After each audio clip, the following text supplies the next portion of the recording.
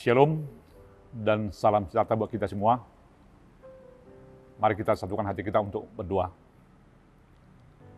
Kasih karunia dan damai sejahtera yang dari Allah Bapa, dari anaknya Tuhan kita Yesus Kristus, itulah yang memelihara dan memberkati kamu sekalian. Amin. Bapak Ibu, jemaat yang dikasihi oleh Tuhan kita Yesus Kristus, firman Tuhan yang menjadi renungan harian bagi kita hari ini, Selasa tanggal 18 Oktober 2022, tertulis di kitab Daniel pasal 6 ayat yang ke-28. Saya akan bacakan isinya demikian. Dia melepaskan dan menolong dan mengadakan tanda dan mujizat di langit dan di bumi. Dia yang telah melepaskan Daniel dari cengkaman singa-singa. Demikian firman Tuhan. Adalah lazim atau manusiawi bila setiap orang taat di suatu atau di situasi yang tenang. Taat ketika berada di dalam zona aman,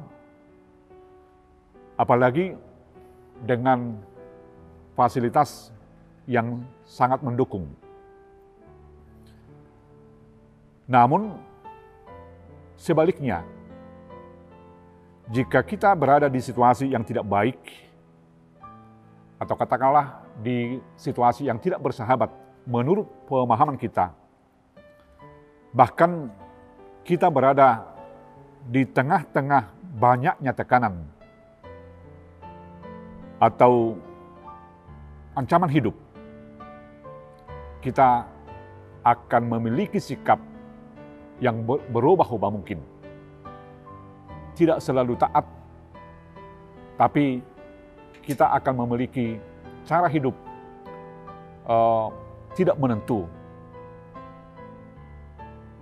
Saudara jemaat yang dikasihi oleh Tuhan kita Yesus Kristus, kebanyakan orang akan berusaha untuk menghindar dari ancaman yang dia hadapi. Tentu dengan melakukan banyak cara. Apakah itu dengan neko-neko dengan keadaan dan tanpa memikirkan resiko yang dia hadapi dalam hal neko-neko tersebut. Saudara jemaat yang dikasihi oleh Tuhan kita Yesus Kristus, kita telah mengetahui banyak tentang sosok Daniel. Dia bukan hanya orang yang berhasil di pembuangan di Babel di masa kerajaan Raja Darius, tapi dia adalah orang yang taat kepada Tuhan. Walaupun dia sebagai pribadi yang katakanlah disegani di pemerintahan Raja Darius, dan dia juga taat kepada Allah. Namun dia tidak luput dari ancaman atau dari tekanan hidup. Justru di ketaatannya kepada Allah, dan sekaligus di posisi yang dia duduki sebagai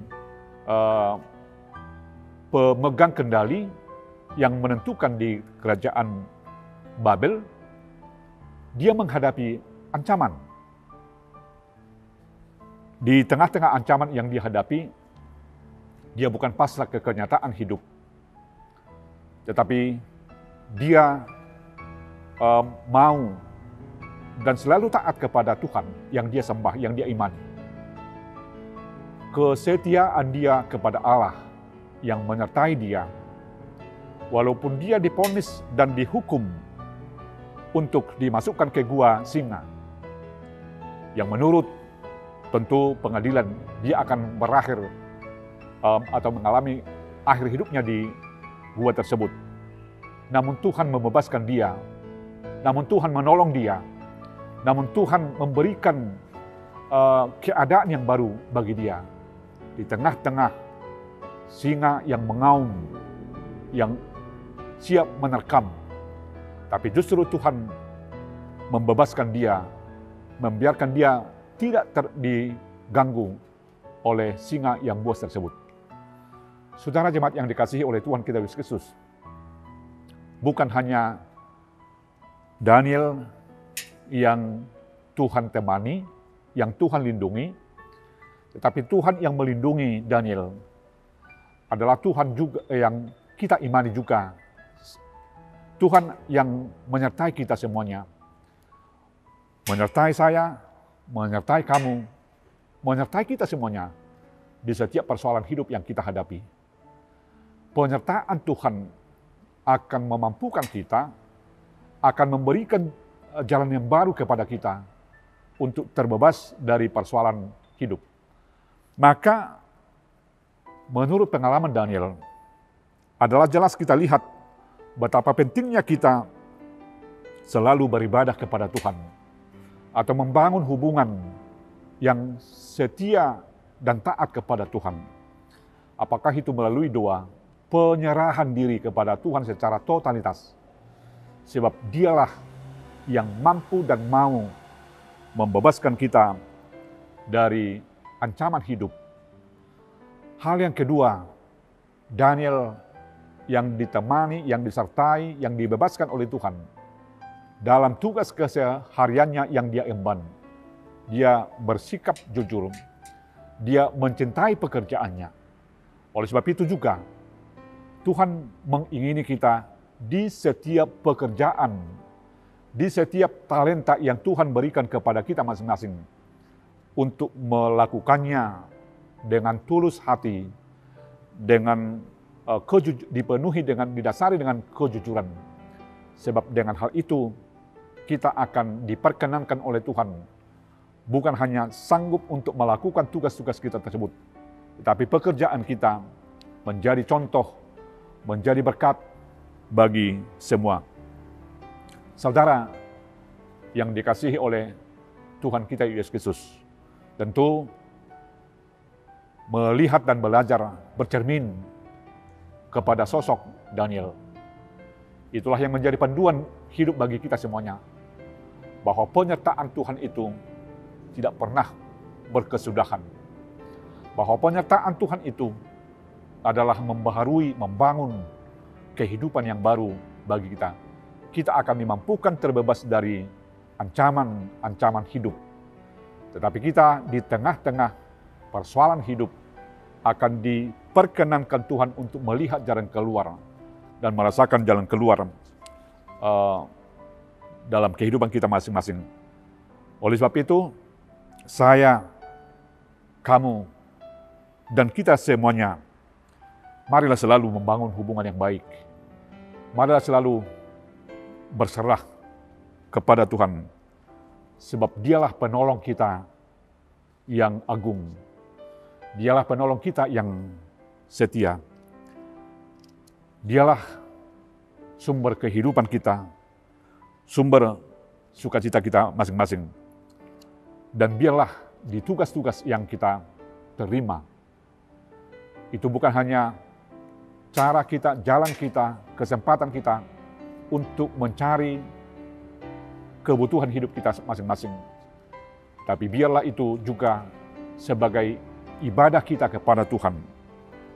Tugas dan pekerjaan dan aktivitas kita masing-masing hari ini dan seterusnya, biarlah kita didasari dan dituntun oleh kesetiaan dan ketaatan kita kepada Tuhan.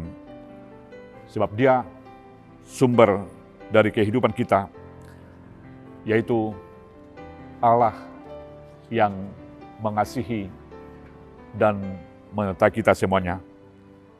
Kita berdoa. Bapa di surga, Bapa yang maha baik, firman-Mu telah mengingatkan kami bahwa di perjalanan hidup kami masing-masing, kami boleh menghadapi banyak persoalan. Tetapi Tuhan tidak pernah meninggalkan kami. Tuhan selalu menyertai kami. Itulah yang memotivasi kami, Tuhan, dalam hal melanjutkan tugas-tugas kami di hari-hari kehidupan yang Tuhan berikan kepada kami, agar kami semakin melihat dan merasakan sukacita yang dari Tuhan, dan kami menjadi berkat bagi semua. Kami berdoa, Tuhan, hanya di dalam anak-Mu Tuhan Yesus Kristus yang menjadi kehidupan kami. Amin.